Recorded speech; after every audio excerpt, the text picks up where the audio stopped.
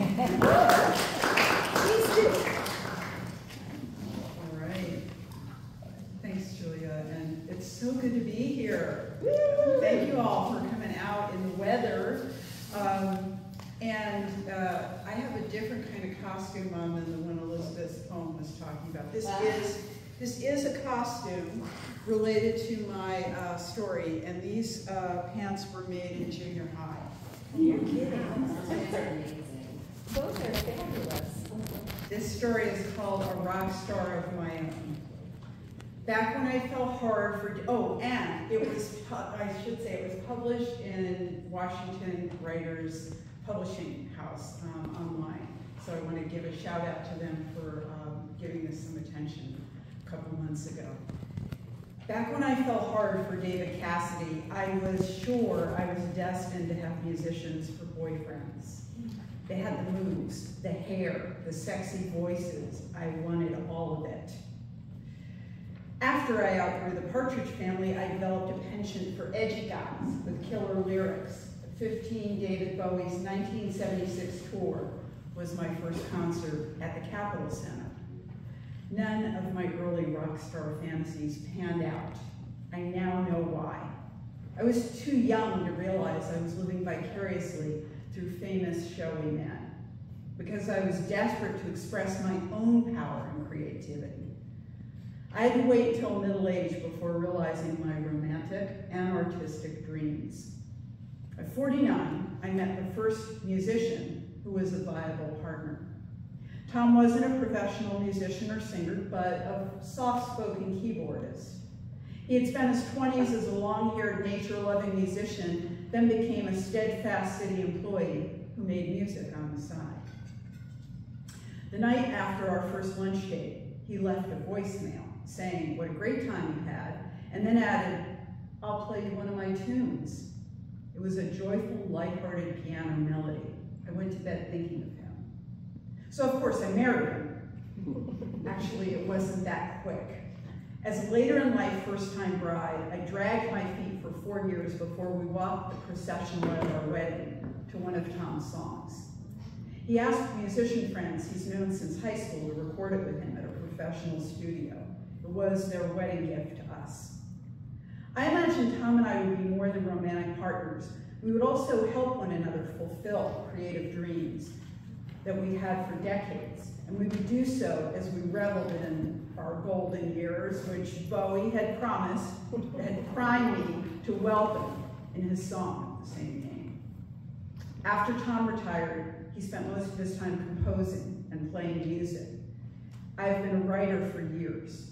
As a fellow artist, I wanted to collaborate with him. We thought his music would be the perfect soundtrack for dance and film. I figured out how to make YouTube videos featuring Tom's music. Several featured dancers. While we enjoyed sharing them with friends, Tom wanted to try something more professional. We decided to make a dance video with his music and thought it would be an easy project to pull off. We were wrong. Turns out getting choreographers involved in a production with an unknown 60-something musician was a tough sell. I used every angle proving my dance cred by telling them I used to work for the well-respected choreographer Liz Lerman, who first made her name in the DC area. We went to lots of performances and talked with dancers afterwards. Several were interested, but their schedules were overbooked, and each time the plans fell through.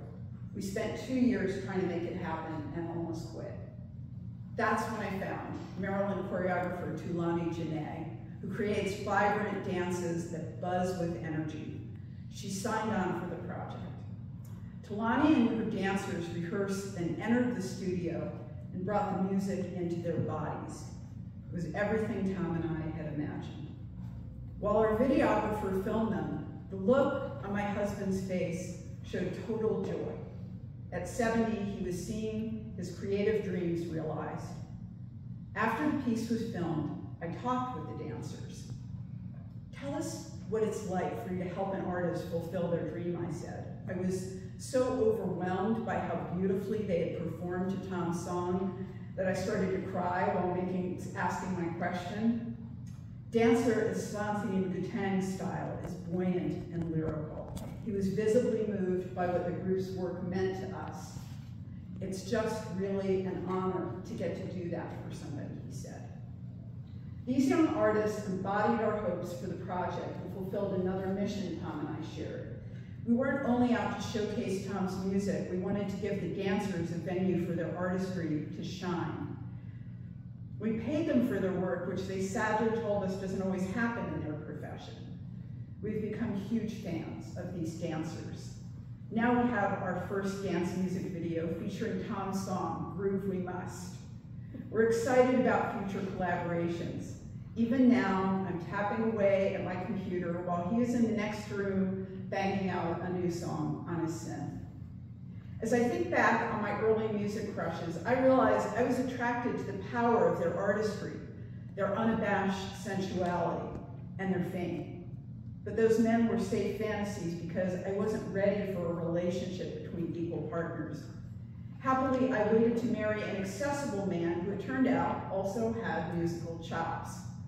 We support one another in realizing our creative dreams. While I help Tom produce his projects, he is often the first reader of my stories and is in the front row cheering on my writing students at the live storytelling shows that I run. We savor one another's successes, but we're also there for the challenges, like the repeated delays we had with finding a choreographer. And Tom's love sustains me during the sometimes grueling process of writing my first book, a memoir about getting married after 50 for the first time. It has been 45 years since I was a groupie, wearing these jeans and waiting outside of DC area concerts with my best friend from high school. All these years later, I married a man who is inspired by artists like Sting and Bruce Springsteen, musicians who create extraordinary work in their 70s. Like Tom, I am passionate about many other recording artists, but I'm the biggest fangirl for my low-key live-in rock star.